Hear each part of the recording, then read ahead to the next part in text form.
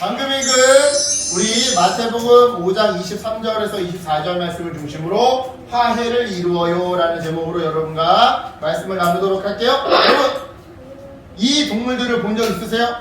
첫 번째는 코뿔소, 두 번째는 북극곰, 세 번째는 울거린인데요. 지금 이 동물들은 어떤 공통점을 가지고 있어요. 어떤 공통점일까요? 공통점이 뭐냐?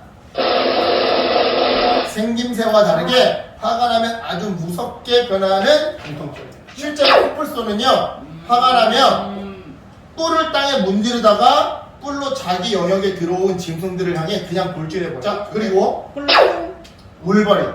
이 울버린은요, 화가 나면 몸에서 냄새를 풍겨. 약간 스컹크처럼 아주 악취를 풍기는데, 그것보다 더 심한 거는 상대가 사자건 호랑이건 그냥 달라들어. 전 진짜 분노 조절 장애, 동물계의 분노 조절 장애가 울버린이야. 북극곰은요, 화가 나잖아요. 그러면 상대방을 물어 죽일 때까지 쫓아가요. 화가 날 때 그렇다고 하면 여러분한테 물어볼게요. 여러분은 화가 날 때 어떻게 하세요? 때려요. 이 중에는 먼저 주먹을 내지른다거나 막 때린다거나 욕을 먼저 하는 친구가 있을 수도 있어요. 또한 상대방과 마주하기 싫어서 화가 나면 그냥 자리를 피한다거나, 반대로 화가 난다고 소리를 빽 하고 지르는 사람이 있을 수도 있죠. 그런데요, 여러분 과연 이런 모습 하나님께서 기뻐하실까요? 어지나? 화가 난다고 주먹 때리고 이런 거를 하나님이 기뻐하실까요? 아니, 하나님까지 갈 필요도 없이 그 전에 여러분의 부모님, 엄마, 아빠가 좋아하실까요? 안 좋아하죠. 이따 한번 물어보자. 좋아하시는지 안 좋아하시는지. 여러분, 하나님께서 기뻐하실까요? 화가 나면 화가 난다고 곧바로 막 화를 내는 것이 과연 옳은 일일까요? 예수님을 믿는 우리는 화가 나는 상황에서 어떻게 해야 할까요? 우리 성경 속에서 이에 대한 답을 찾아보도록 할게요.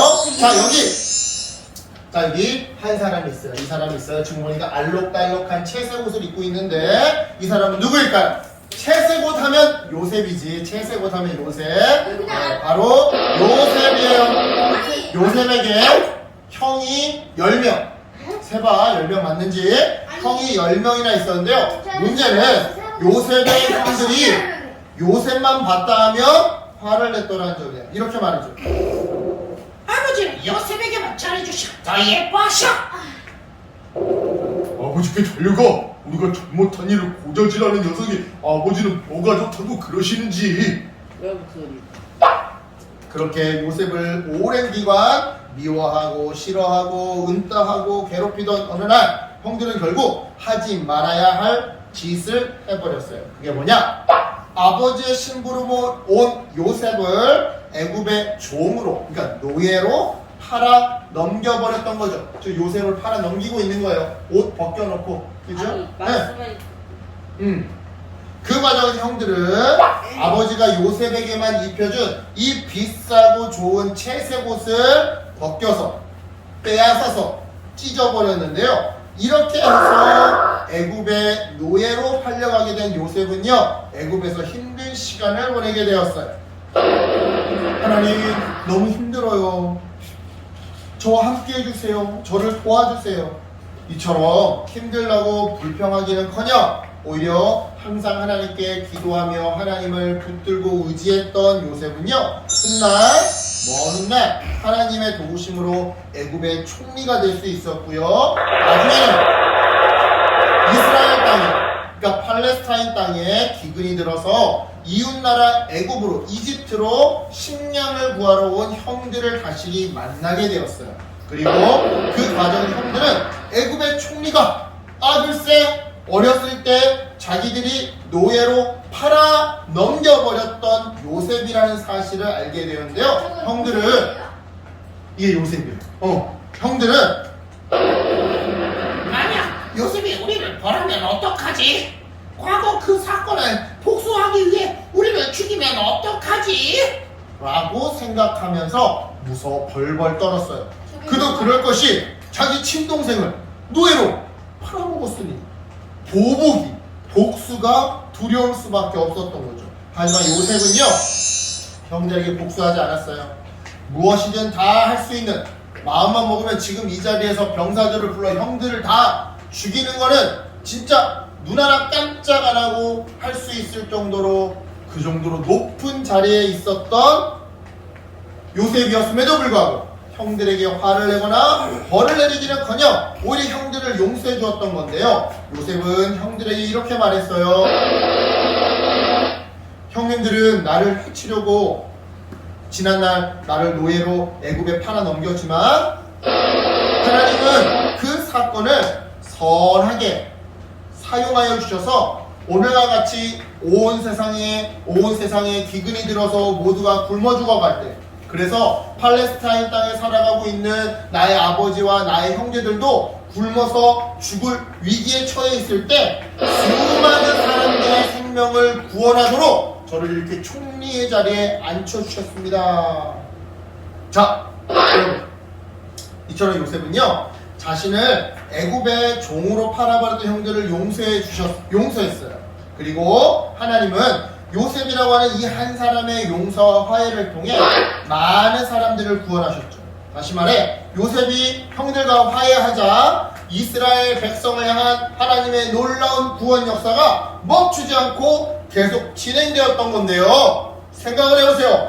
이스라엘 백성들이 다 죽어버리면 하나님의 이스라엘 백성들을 통해서 이루시는 하나님의 구원 역사가 이루어져요? 안 이루어져요? 안 이루어지겠죠. 그러니까 일단은 사람은 있어야 될 거 아니야. 그런데 요셉이 형들과 화해함으로 말미암아 형들을 이 아버지의 가족을 형들의 가족을 다 기근이 없는 이집트 땅으로 식량이 풍부한 이집트 땅으로 이사오게 만들고 그곳에서 약 400년 동안 어마무시하게 불어난 이 이스라엘 일족들은 나중에 출애굽을 해서 광야를 지나 가나안 땅에 들어가 이스라엘 나라를 만들게 되었던 거죠. 이처럼 여러분 동물들은요 화가 나면 무서운 싸움꾼이 되지만 사람은 동물과 다르게 화를 다스릴 수가 있어요. 분노를 다스릴 수 있어요. 화가 난다고 해서 무조건 다 주먹을 내지르지 않을 수 있어요. 이런 의미에서 물어볼게요, 여러분.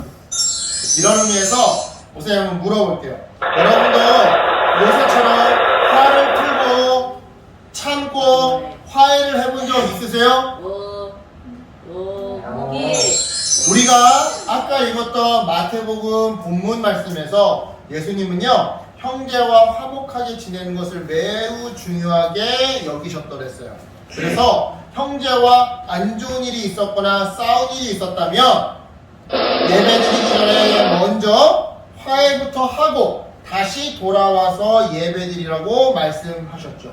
실제로 당시 이스라엘 백성에 있어서 하나님께 예배하는 일은요 굉장히 중요한 일이었어요. 왜냐? 자기의 죄와 잘못을 대신해서 제물을 잡아 동물을 잡아 드리면 하나님께 용서를 받았거든요.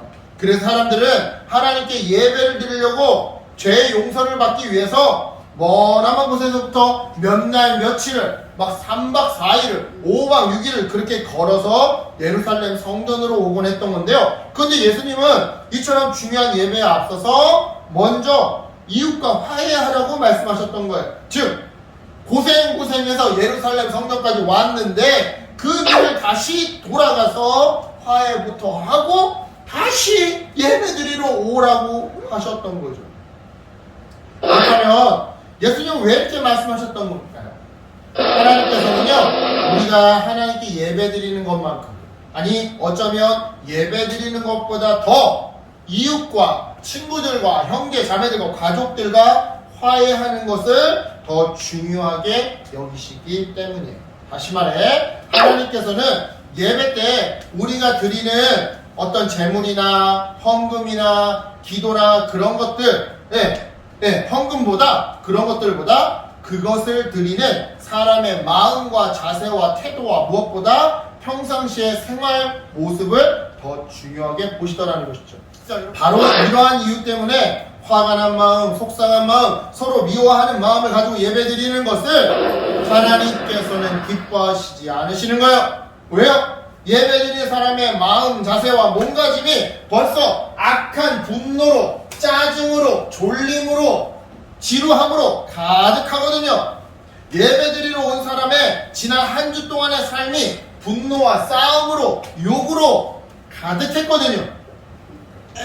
이런 맥락에서 여러분 물어볼게요. 여러분 친구와 같이 놀다가 또는 형제들과 같이 놀다가 나 때문에 상대방이 다리를 다쳐서 일어나지 못하고 있다면 어떻게 해야 될까요? 당연히 다가가서 손을 내밀고 일으켜 세워줘야 되겠죠. 그런데 여러분 이건요 비단 우리 몸에만 적용되는 이야기가 아니에요. 우리의 마음도 마찬가지죠. 즉 나로 인해 친구의 마음이, 가족의 마음이, 형제의 마음이 다쳐서 슬퍼하고 있다면 미안하다고 얘기하고 먼저 다가가 손 내밀어줘야 한다 이 말이에요. 물론 내가 누군가를 속상하고 화나게 했을 때 또는 누군가로부터 그죠? 누군가가 나를 속상하고 화나게 했을 때 먼저 화해를 청하는 것은 굉장히 어려운 일이에요. 왜냐? 자존심이 상하거든요. 내가 오히려 피해자인데 때린 건 나야. 그래 인정해. 그런데 먼저 약 올린 건 쟨데, 먼저 내 물건 마음대로 쓴 건 쟨데, 먼저 욕한 건 쟨데. 네. 이런 마음들이 올라와서 괜히 내가 지는 것 같고 억울한 기분이 들기도 하죠.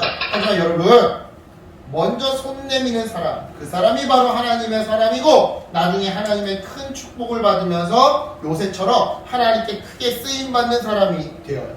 그러니까 여러분 내가 먼저 손을 내밀기 어렵다면 하나님께 나로 하여금 용서할 수 있는 마음, 품어줄 수 있는 마음을 달라고 기도해 보세요. 그러면 하나님께서 우리에게 이웃을 사랑하고 화해할 힘과 마음과 지혜를 주실 거예요. 그러니까 여러분 화가 날 때, 억울할 때, 미움이 생길 때 바로 그때 먼저 가서 형제와 화해하라고 하신 예수님의 그 말씀을 기억했으면 좋겠어요. 그래서 요새처럼 하나님께 쓰임받는 사람, 나를 통해 형제들이 구원받고 나를 통해 주변 사람들이 어려움에서 구출당하는 그렇게 축복의 통로가 되는 사람, 그런 사람 되기를 예수님의 이름으로 축복합니다. 아멘. 기도할게요. 하나님 감사합니다.